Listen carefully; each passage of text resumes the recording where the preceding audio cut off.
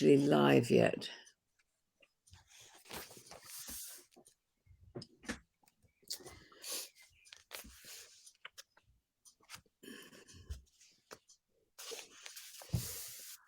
Looks like we may well be. Do we assume that we are, Ruskin? Because I'm not sure. Are we live? Looks like we've been live for 20 seconds. So well, there we go. Let's do that. So here we are back again on the monthly Conversations with Penny. And I'm really thrilled to have somebody on today that I honestly didn't meet till, wow, probably about 6-8 months ago, something like that. And it's been absolutely fascinating through the conversations that Ruskin and I have had.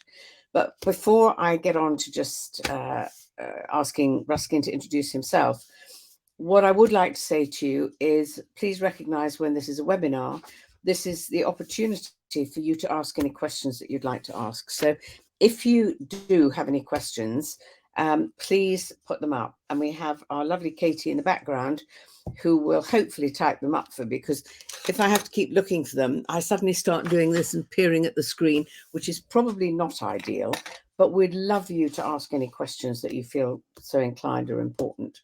Also recognize that this, we're doing this live now, which is I'm really excited about and I love. However, it is recorded and you can look at it later. And if that then raises questions, then of course you can still send questions in and either Ruskin or I will do our best to come back to you and answer them. So Ruskin, it was a pleasure to meet you when I met you when you came into our program, and it's absolutely blown away everything that you've told me about the impact that's had on you. But before we even talk about that, I'd like you to tell people a little bit about who you are, a little bit about what you do, and maybe even where you think your leadership journey actually started. Fantastic. Well, Pen, it's been a great experience. I think it was October last year that we first met, but obviously I'd known about you for, gosh, quite a few years, and maybe we'll come to that a little bit about my introduction to you and the team at the Living Leader. But I've been in technology now for, gosh, nearly 30 years, and the kind of number of roles, but predominantly either sales roles and sales actually in selling before getting into sales leadership, and also delivery roles. So it's been pretty diverse. And working with multitudes of organizations, predominantly in the last sort of 15, 16 years within the Salesforce ecosystem, which is, the third largest software company in the world. And currently I'm back at a company that I used to work at, and I'm back there now for my second time. So they call me a boomerang at a company called Conga, and heading up the professional services sales division over there for international. So it's great. So it's technology's been good to me, as they say. Well, it's interesting because quite often when you're in that sort of area, leadership is not the first thing that springs to the forefront of your mind. So when did, I don't know whether to put as your leadership journey, when did that start for you? When did you become interested? So there's a couple of real pinnacle moments, and they're not that long ago, actually, which I suddenly realized that, you know what, maybe I'm not being as conscientious about how I interact with people as I should be. And maybe I'm not being as conscious about the impact my behavior has on other people, both good and bad. And how do I become more conscientious about that? How to become more considerate about that? So I'll be completely open and transparent here. You know that, Pen.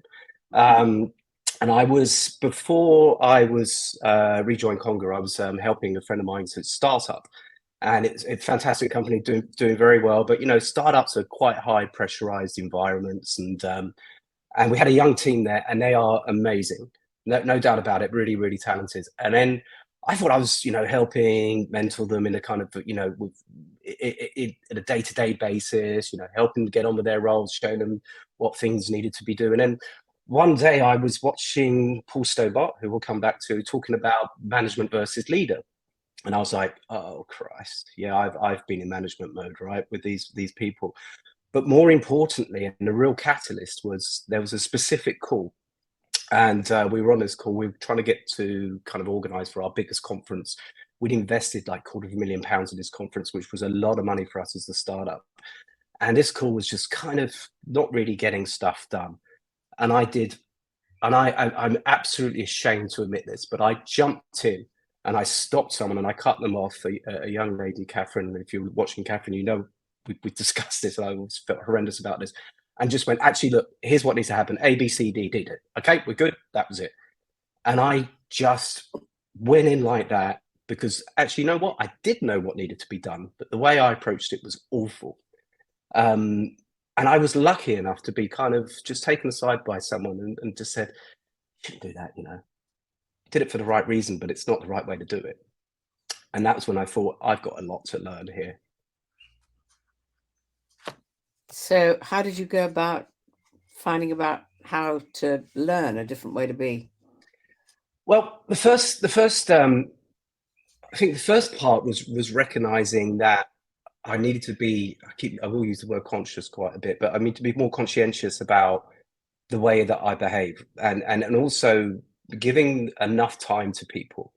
So that was the first thing. And then so I thought, well, who have I worked for who I've really, that still sticks in my mind, that I had great experience that I still talk about, that you know, that really showed me the way to be and I, you know, learned from.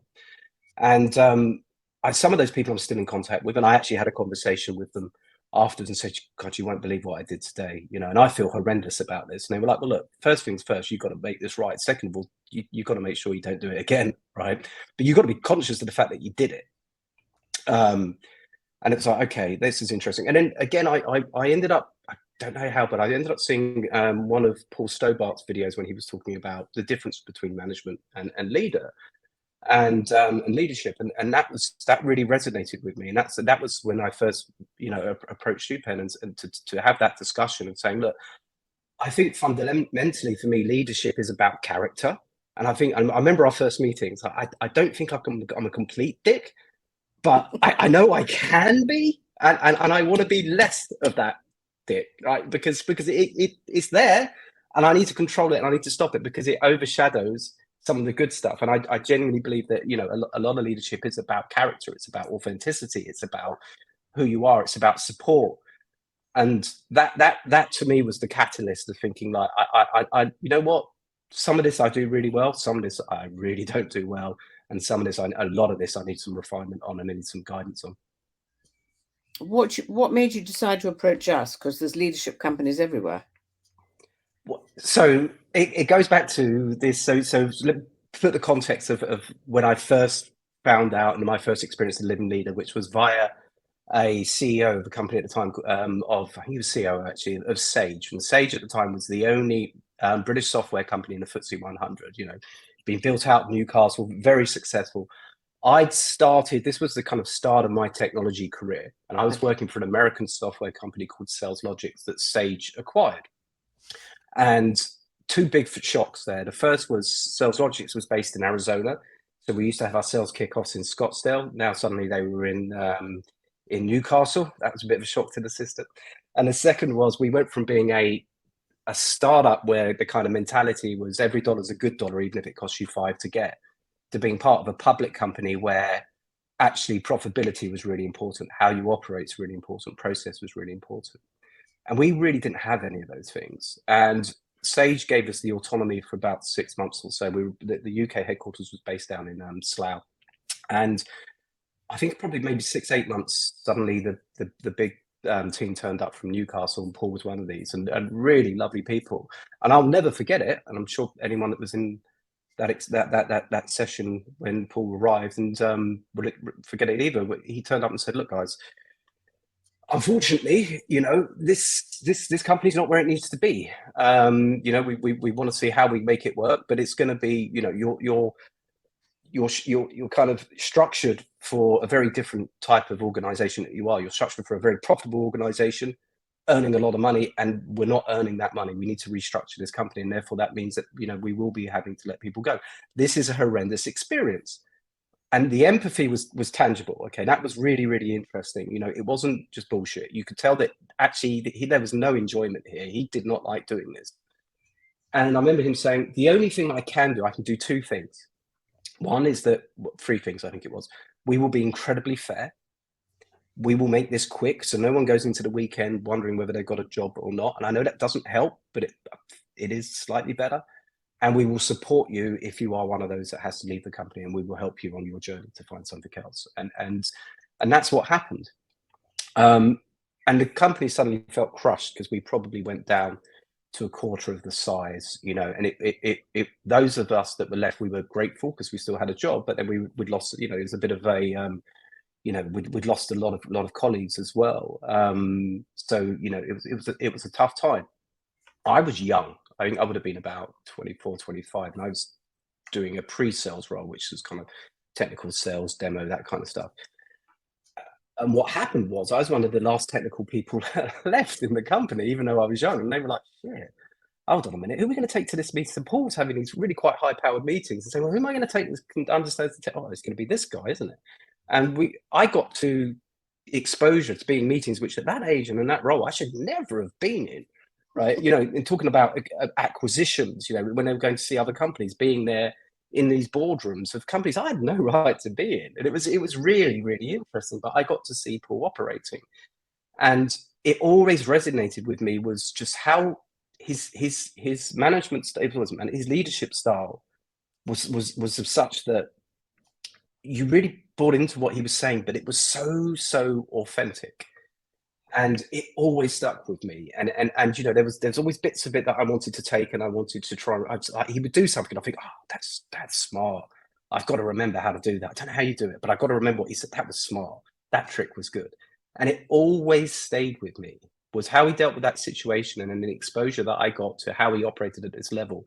But also, I think the most interesting thing, Penn, was I'd be in meetings where he's dealing with peer-to-peer CEOs, and he'd be this authentic Paul Stobart, and then he'd be dealing with us kind of like, you know, sitting down with the office junior, and it was the same Paul Stobart.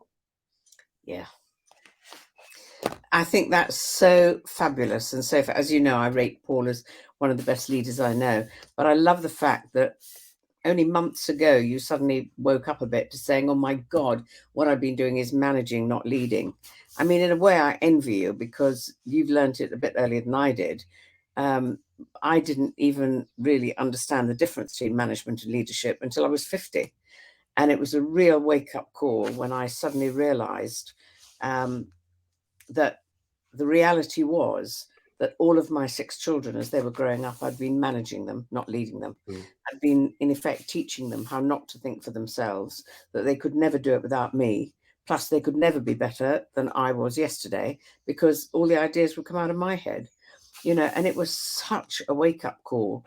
And of course, the other thing, and you probably don't even know this, but when I designed my program that, of course, you attended and we'll talk about in a minute, but the interesting thing was when I first started delivering the program, I realized at that time I hadn't understood leadership.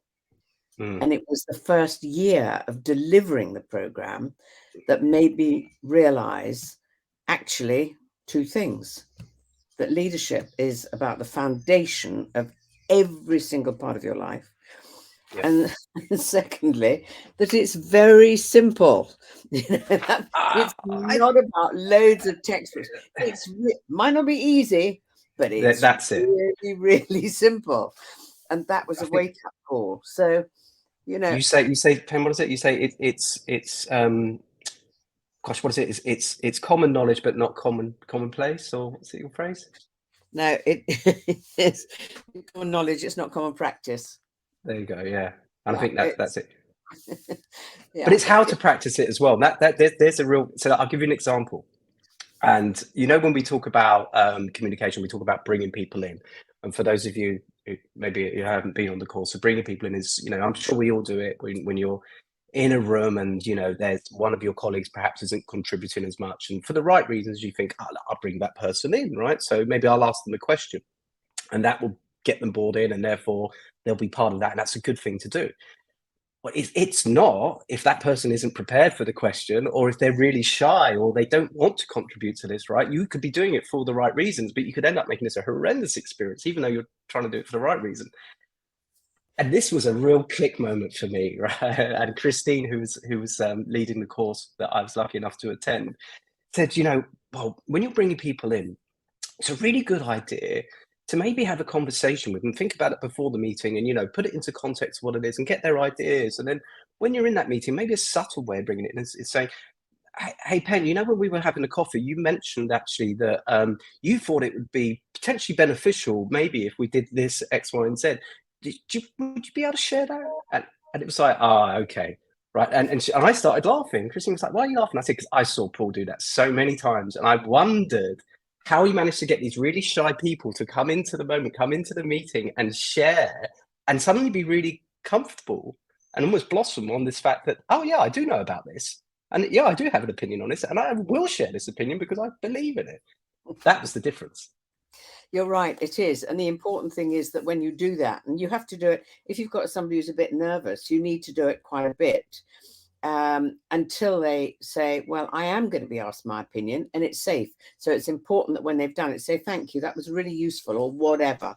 So they know that what they've just done. It's really interesting. But let me come back to, because I really want, there's a couple of things I want very keen for you to share, because I think they're so amazingly impactful. But let me ask you, first of all, you did the program, you reckon, last October. I remember you chased me on LinkedIn. I did, yes. You discovered that what we do every so often, probably about 3, maybe 4 times a year, is what we call an invite-only program. And that's when we know that there are people who have indicated real interest in finding out what we do, would love to experience the program. Maybe their company at the time won't finance it because there's not enough evidence it's going to add value for whatever reason. And so we offer this as an invite-only program, and it's a personal invitation from me to take a free place on the program. And so we do this, and we say, if you'd like to experience this program, and we give them an invitation for the full 3-day program, including accommodation on the middle night, entirely free. It's normally whatever it is, I can never remember, about 2,750. It's a free place. And I don't know how the heck you found out we did it, but you chased me. I did. You chased me and said, is there any chance that I can be offered an invite on this program? And so I think we had a conversation, because I needed to know that genuinely it was going to be a value for you. And I said, yes, you can have one. So you came along, and I know I heard from Christine later that you were a really fabulous contributor, and you were just practically on the edge of your seat. But tell me, what were the real key things you took from that in your leadership journey? First of all, that first day was nothing like I was expecting it to be, and everyone in the group will tell you that. And it was such an eclectic group. I remember talking to someone afterwards, and they said, so was it like lots of software people in there? And I was like, no, we had a heart surgeon, we had they were like, yeah, stop making it up. We had a mathematician, we had a school, and they were like, yeah, no, what was it? It's like, no, that was the group. It was very eclectic. Yeah. And that was great, I think. But that first day took us, and I guess this comes back down to being authentic, right? And I think being really honest, again, back to that whole character thing. That first day where we share experiences, and Christine started and she shared her own personal experience, and then she shared the experience with the sad experience around her husband, and it suddenly took this turn. We're like, wow, that's gone to a different level of sharing that none of us were really expecting. And you could see everyone in the room was thinking, Christ, is that expected of me to be that open? Okay, I'm not sure about this. And then Chris, who's been through the program a few times, I believe, went through and opened up really well as well. And it's a combination of, it's really about your life, right? It's not about your work, really. It's about what's impacted you in your life, and what's formed you, and it helped to form you in your life. Those experiences and sharing those experiences, and that was the most impactful thing. And then it was everyone ended up opening up a lot and really, really sharing some quite tremendous. And there was a couple of people that said, I've never shared this before, and I was determined I wasn't going to share this, but when it came to my turn, I shared it. How the hell did that happen? The trust, though, and then it all became clear on the second day. It's like, wow, okay, so the trust that this group now has in each other, because we've been so transparent with each other, and we can kind of understand now, the impact these experiences have had, or how this has shaped the individuals. And that was That was amazing. So that to me was like nothing I've ever done before, and I would highly recommend that. Um, I talk a lot, as you can tell, and I've tried my best to listen, and I've tried my best to be conscientious about bringing people in and asking open questions. And I thought I was good at it. I was not good at it, and I could be better at it. Shall we put it that way? And I still keep this in my book every day. And whatever book I go into, and this is the communicating behavior sheet that we get in Living Leader, and it talks about the different types of behavior. And you have blue, which is giving information, proposing, disagreeing. Green, these are the things you really want to be doing. And then clearly red, like maybe, but very rarely do you ever want to use red. And if you're always dipping into red, this is not going to be a good experience. Learning to use that behavior and that communication behavior has been one of the biggest changes for me, because it helps not only communicate but understand so much better. And I realized how much I was misinterpreting people's actions and people's words. That was a big thing. Yeah, it is interesting. I mean, you've used a word there 2 or 3 times, and I think it's so key, and that's trust. And one of the things that the best leaders I know say, that if you want a really successful team, if you want a high functioning, high performing team, then you need to have trust. And I can't get my head around how it is that so many companies don't understand how important it is to build trust. And you say that there's a group of strangers who, in literally one day, had built trust in a way that would enable them to work together so effectively. And then you think how many companies you go into that do nothing about that. And yet you went on with a group of strangers. If we're delivering a program for an integral team, they've been working together for a long time, an integrated team, you can see them thinking, what, why are we doing introduction? We've all been working together for ages. And at the end of it, they all go, oh my God, I didn't know that person. I've been working with them the last 14 years. I didn't know them. And yet you can't do it without trust, which is so crazy. But so it is fascinating to see it. And I bet a lot of you are still in touch with each other. Yeah, and also what was interesting, Pen, was the experiences that people share around when you start going through, the other items within the curriculum. Yeah. Again, one of my big failings, I think, one of the things that used to hinder me was really reacting too quickly to things, right, and not realizing that I had a choice to react. And Christine talked us through the whole fact that you have this choice. It's a responsibility. You can choose to how you react to this, how you feel about this. That's you're responsible for everything in your life, and you have that choice to how it impacts you. And I can be a bit of a hothead. And David, I think it's David sitting next to me, said, you know what I do?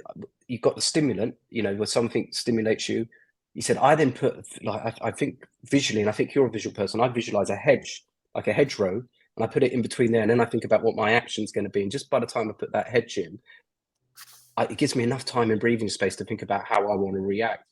And I use that a lot now. And obviously I go off on tangents. So now my hedges, I'm thinking like, are they kind of peacocks or whatever, the topiary kind of things and all that kind of stuff. But by the time my mind's gone out there, I haven't got time to be angry with what stimulated me, because I've gone off on this, I've put this hedge in, and I walk away from it and think, actually, I'm not going to be angry about that. No point.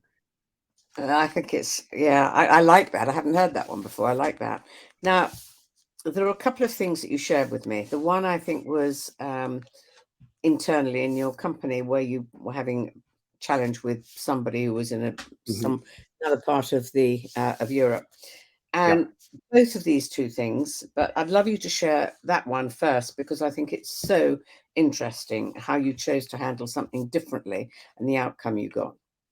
Sure. So this was a kind of, a professional situation where we were speaking with a customer, and we're trying to understand what they were trying to achieve as a business, and then how we could help them with that.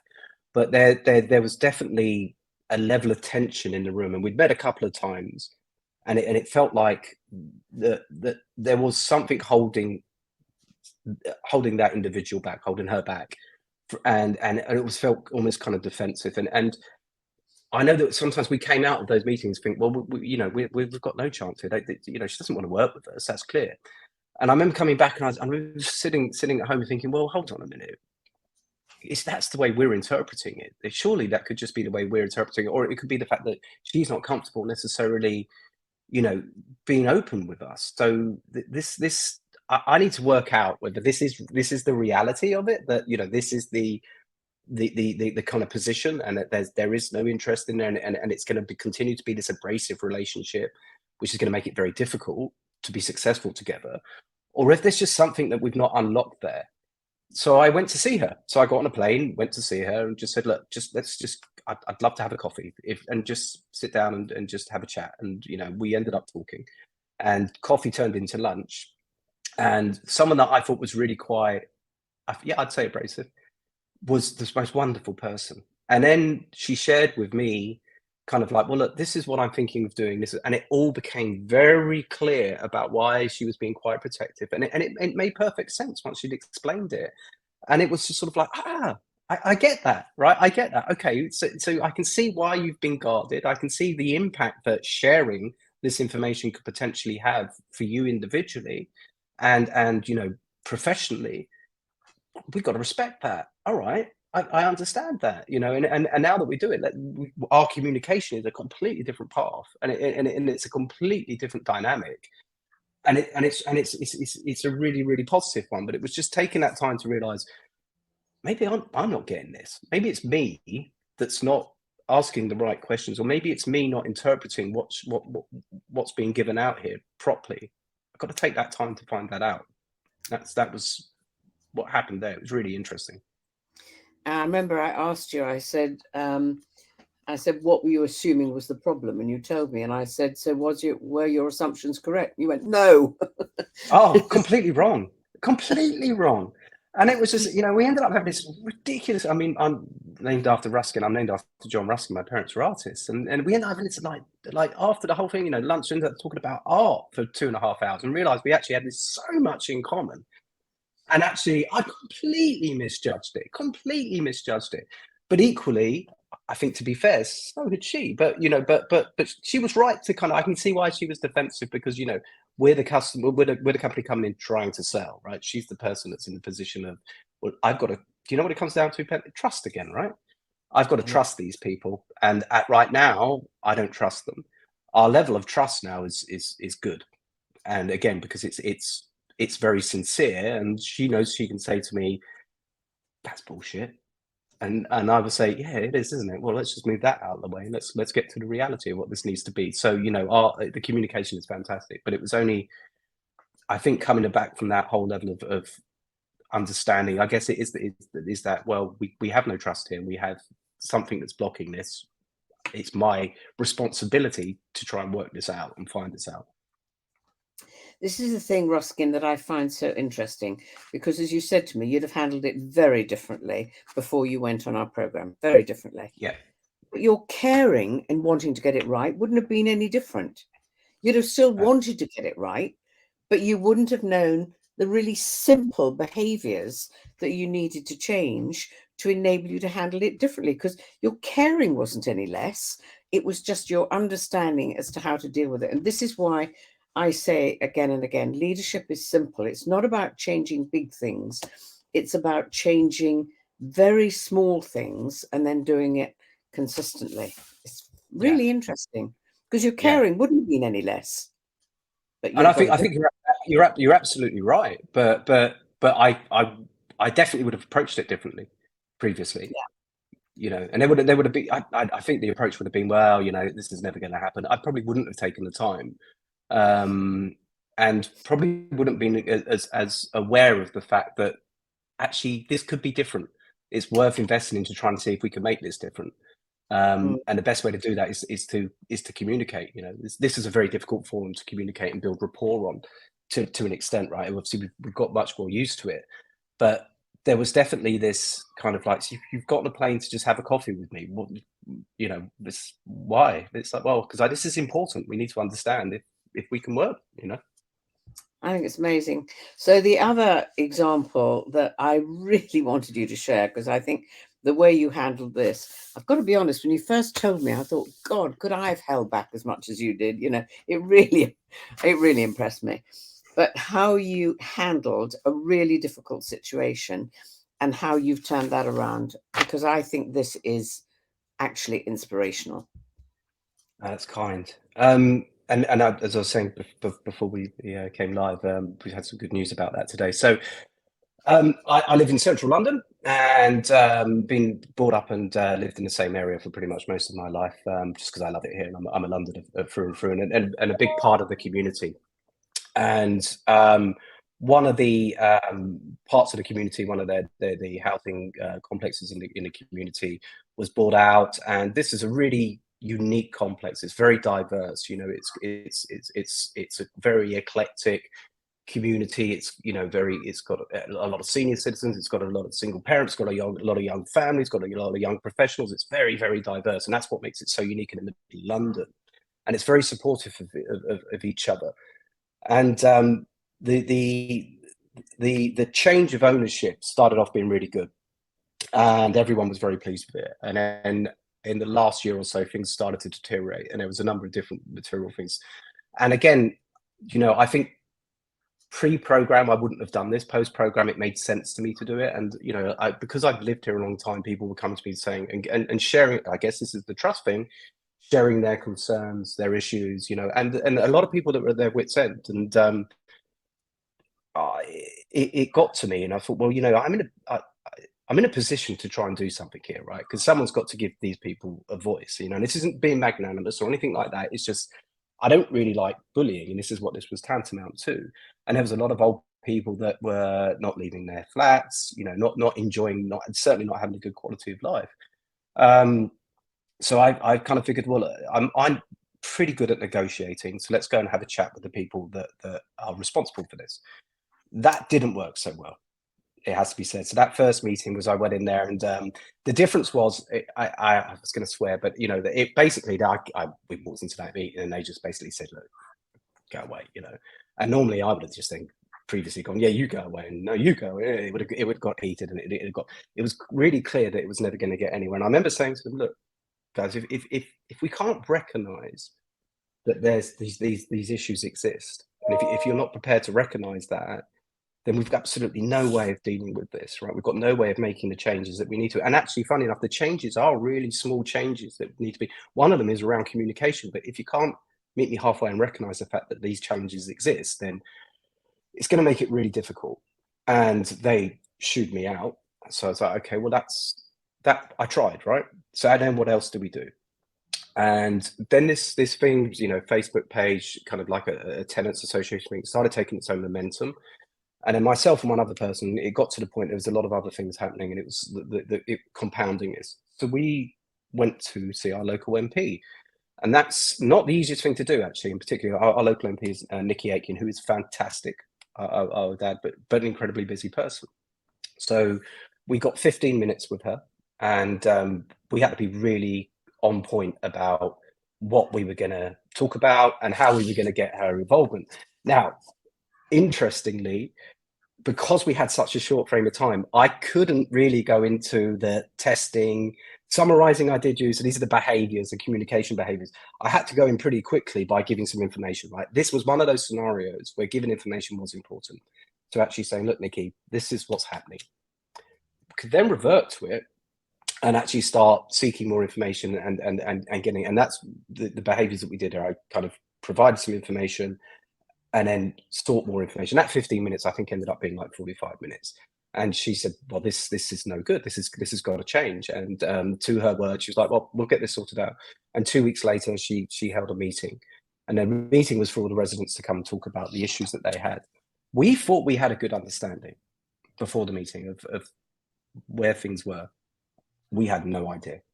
And some of the things that were shared with us were really, really sad. I mean, you know, there was one carer saying that the person that she looks after hasn't left the flat for, at the time, it was 7 months because the lift hadn't worked. And there was no empathy about getting that sorted out. This person hadn't left their flat in 7 months, you know. And these things came out, but people had the confidence and the trust in this environment to share this. And then we kind of engaged with some other agencies with Nikki as well, and then she took this on, and I have to say that, you know, she's really sped this up. A lot of the big issues, to be fair, have now being resolved, or in the process of being resolved, because I think partly because of the clout that she has. But she took it on. It was just a really interesting process to go through. And I had something the other day. I haven't shared this with you, and I'll be careful how I say this, but there was one particular individual that had a really big challenge, shall we say, and they were not sleeping. Their quality of life had gone down really badly because of the way they were being treated. And they came up. I don't know this individual that well, but they shared the experience with me at the time, and we got this sorted out for them. And I saw them the other day, and they came up and gave me this big hug. And this is not the sort of person that would come up and hug you, and cried and said, "It's got resolved. It's got resolved." And I've got to be honest with you, that was a bit that blew me away, and I cried a bit as well, because it was. I guess it comes back to this character thing, right? I think it's sort of like, we wanted to do something different there. We felt that morally we had to do something different, and we were in a position to do something. And then engaging with the right people in the right way is what's made the difference. I mean, I think it's amazing, because in this instance, just by changing your behaviors, you have managed to achieve something, because people have been complaining about this for God knows how long and got nowhere. And just by you changing, not huge behaviors, but you changing your behaviors and saying, I'm not going to allow myself to be derailed, and I am going to find a way of bringing people with me, rather than going in for this big conflict. I am going to find a way of doing that, holding back. I think I remember you saying to me, you held back your own fury, where you'd have gone straight for them. Yeah. You calmed down, you pulled back, and you went into asking them questions about sort of, if you knew that this is impacting an awful lot of people's lives really negatively, how can we move forward? Whatever it was that you said and did differently. And there are lives that you have improved just by changing your own behaviors to be a leader rather than a manager, or rather than dealing with it. You've used the word conscious quite a lot. You have now consciously modified behavior.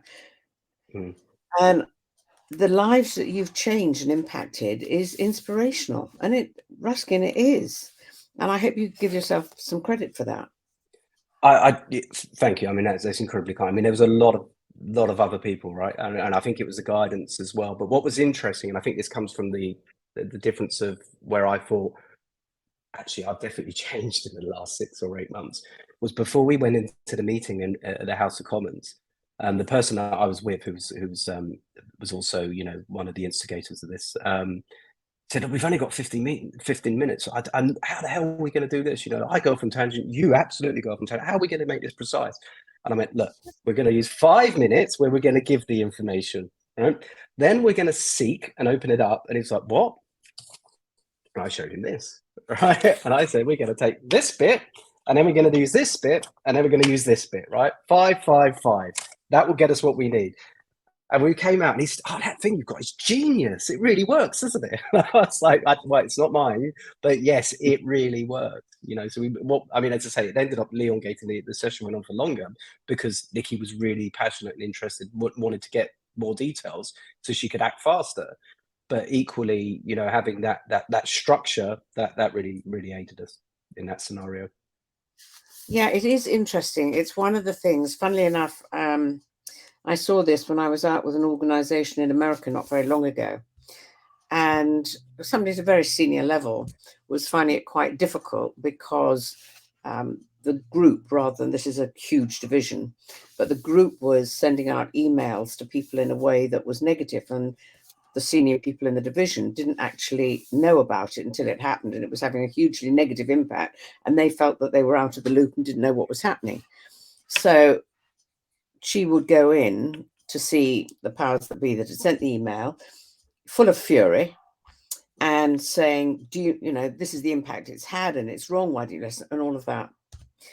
And I said to her, you just need to recognize something which is kind of important.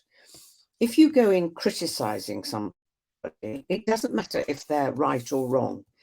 They are likely to feel very defensive. They're likely to come back saying, hang on, I don't like this, and they'll begin to defend it and explain why and goodness knows what else, and it doesn't help you move forward. If, however, as opposed to doing that, you're just as cross, but if, however, you went in with a question, well, if you knew that that email that you've just sent out to everybody has just had a hugely negative impact and caused problems, how would you feel about that? What might you think you could do differently next time? Now you're not criticizing them, but you're dealing with the issue. And more importantly, by asking the question, rather than blaming them, you're getting them to take ownership for what's happened, which is very Yeah. different. And I think that's absolutely what you did. And it's just recognizing that if you really want to be a leader, then what's important is not about giving advice and saying you've got it wrong. That's management. And don't ever hear them say management's bad. Sometimes it's very appropriate, but it's about handling it differently. So it's simple. But you did say, I remember you saying to me when you told me, you said, I really had to take a deep breath and not go back at them and say, "Arr!" And I just had to take a deep breath and hold it back. So it's It took a lot, actually. Yeah. But And look at the it was that's it, right? And I remember, again, I used the hedge actually quite a bit in that first meeting, because I was furious and you know, I'm a hothead, and I was sort of like, right, you know, and I knew I could have shot down their points, right? Because objectively, the arguments were there, and I had the facts. And I remember the first one, and I had a really good retort for it, factually a good retort, and I was about to do it, and I thought, yeah, don't, because this is just you're gonna escalate this whole thing. It's just gonna become way more you against them and them against you. You're never gonna be able, probably gonna be very difficult to wind back from this if you antagonize to this extent. And also, you're gonna come out of this looking really bad, right? So, you know, it's stop, think, and, you know, really just how do I want to react like that? And also, how do I want to feel after this? You know, and I needed that clarity to come out of that meeting and not be angry, but to have the clarity of realizing that we tried what we thought would be the easiest approach, but that wasn't going to work. And therefore we had to adopt a different approach.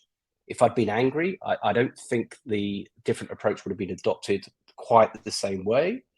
And I don't think we would have got to where we wanted to be, because it would have been done very differently, I think.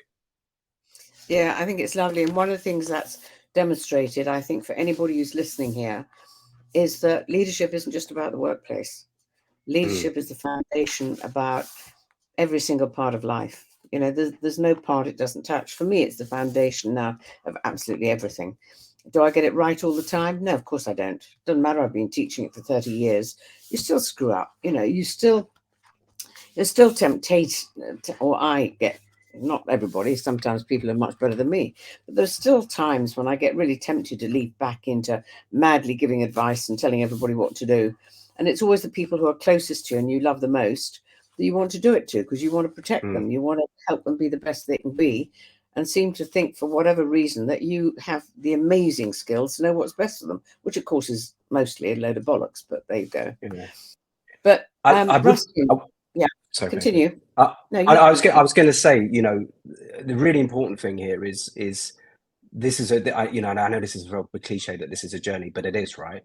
And we talked about, you know, catching and changing the behaviors as they happen, and stopping it mid-flow, and it still happens, right? You know, I've given that example with that particular meeting. You know, even this morning, I found myself going into management mode with one of my colleagues, and then it's like, oh, stop, you know, like bring yourself out of this and recalibrate about how you're going to approach this particular challenge. So it you know, it doesn't come second nature to me, but I'm much more aware of it now, and much more about putting it in practice. But I think it's having the awareness about those things, about that impact. You know, that's the big difference. And then, as you mentioned earlier, knowing how to handle these situations, and the tools, for want of a better phrase, of being able to work with them, that's a massive change. Tell me, what impact do you think, two questions, what impact do you think that it could have if this culture ran throughout, leadership culture ran throughout an organization? I mean, I think it's huge, right?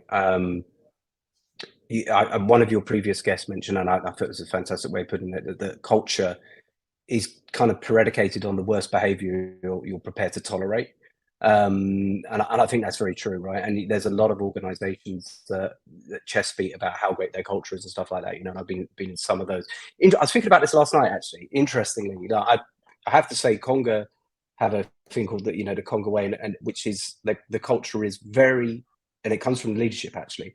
It's sincere, it's honest, and it's authentic, right? And that's felt.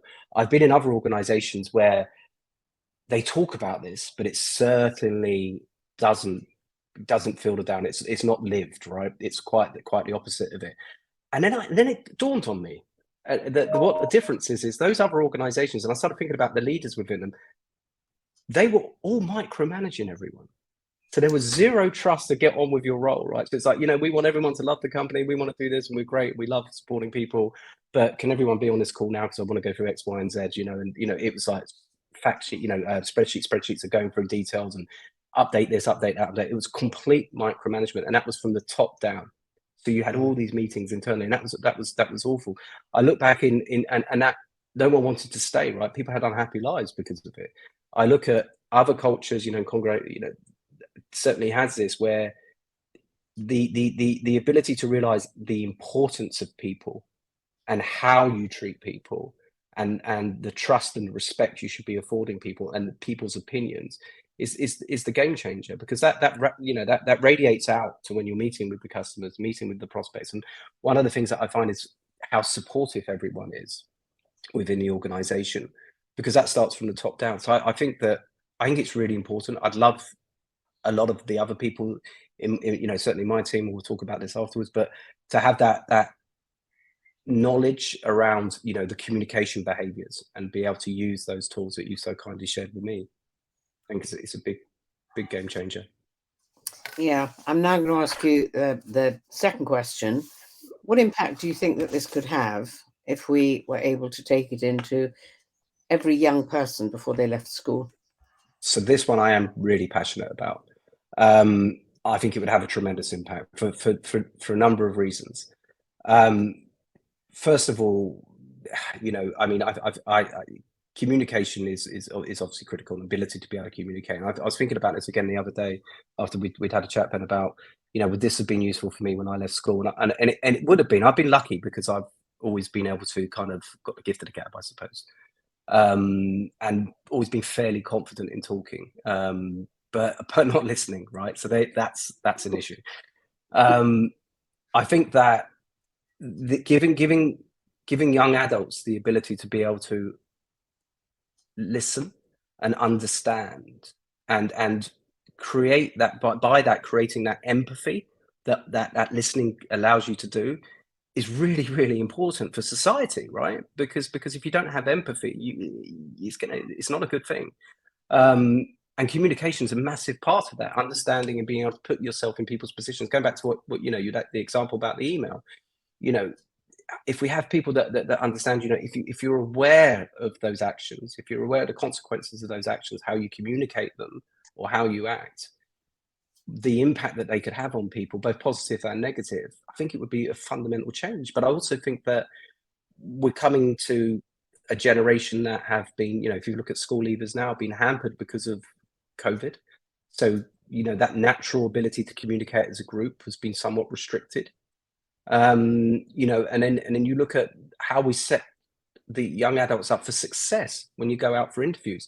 I remember career advisors, they don't teach you about listening to an interview. They teach you the questions you're expected to ask, and that's almost ticked off. But it's not the questions that are going to help you or actually help the employer understand whether this is the right thing, whether this is something that is right for both of you. I think it'd be fundamentally just shift the way that people come, and if they come out of school with that capability of being able to listen, be able to ask the right questions, be able to interact in the right way, I think we'd all be a lot better for it. I'm really, really, really convinced of that. I am too. And I think the other thing that's key is, if you think about it, we're always inclined to look for what people, individuals, whatever, are doing wrong and focus on that, putting their attention on behaviors you don't want rather than on behaviors you do want. helping people focus on their strengths first is something that is not natural, and yet it can have a hugely powerful impact when people begin to do that. So there are all sorts of things like that I think, as you know, my challenge is that I'd love to get into young people. My concern is that unless the teachers have been through the program and understand what it is that the young people are wanting to learn, or one of the parents, then you can end up with a problem. So that's the dilemma. Yeah, I mean, we spoke about that there was an example that you shared about that as well. But one of the key elements as well is that I was thinking about the program, and it's not just about communication. There's a lot to it.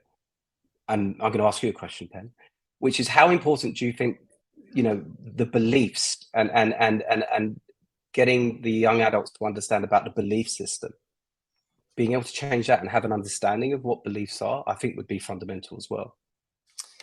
Well, actually, I agree with you, because I think so often, as I think you probably may know, I grew up with a belief that works at a subconscious level that I'm not good enough for years and years and years. And it doesn't matter how much people tell you how good you are or whatever, if inside you've got that belief, I'm not good enough, it doesn't matter how often you hear it. You just think, oh, they don't really know me. Or you come up with some excuse. But it's knowing a toolkit that you can have to make yourself help yourself move through it. So the toolkit can be very simple. It can be a question.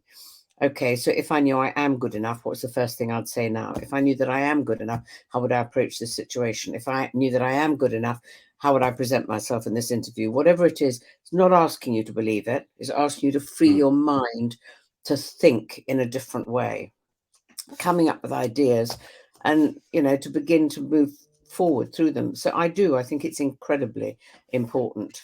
So I think there's so many opportunities, but the thing that I've found so interesting about our program is that often when people come on it, sometimes they're sent on it, or sometimes they come on it because they think they ought to, and it's only when they begin to really get their head around it that they begin to say, God, yeah, leadership is simple. It's actually simple. And why the hell didn't I learn this 30 years ago, or whatever it happens to be? Let me ask you one last question, because I can't believe this, but I think we're getting quite close to time. What question would it have been really good for me to have asked you that I haven't yet asked you? That's a great question.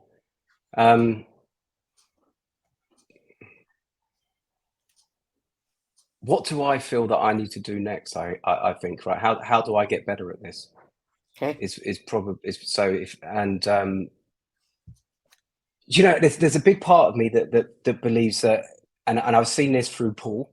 So go back to Paul Stobart, and also when I was looking at some of the previous podcasts, is that and we touched on it there about the teachers not necessarily understanding it. And for me, it's about actually being able to provide the living leader, and actually being able to run that. So for me, I think I still have a lot of work to do. I think what would aid me tremendously, I'm not asking for a freebie, by the way, is to go on the course of learning of how to provide this and be able to teach this. Is teach the right word, Pen? Yes, absolutely. That to me, I think would be a really big game changer for me, because I genuinely feel that there's, I've done a lot in the last 30 years, throughout my career, and I've learned a lot both, professionally and personally as well. But I feel like my leadership journey, and if we put leadership into context of, being about character, I think it was the Norman Schwarzkopf quote, wasn't it? Right, that leadership is character and strategy, and if you can do without one, do without strategy, right? Correct. Is it something along those lines? Yeah. I think I'm just embarking on that to an extent, and if it's just, I'm 48 now, it's starting to make sense to me. So I don't have that many years on you from starting this whole journey from when you started it back. And I think being able to kind of get into being able to share this with others and understand the ability to be able to articulate it and teach it to others, I think would really help that journey. And I think you're right, because our 3-day program, as you know, has quite an impact. Let's say it has that much impact. It looks easy to run. It's not quite as easy. If you go through the masterclass or the certified, it's this much. It's suddenly, and of course, if you want to really learn anything, teach it, because then you keep reminding yourself. The amount of times that I would come out of delivering a program, which I don't now do. I have decided I've done enough and I've stood back. Right.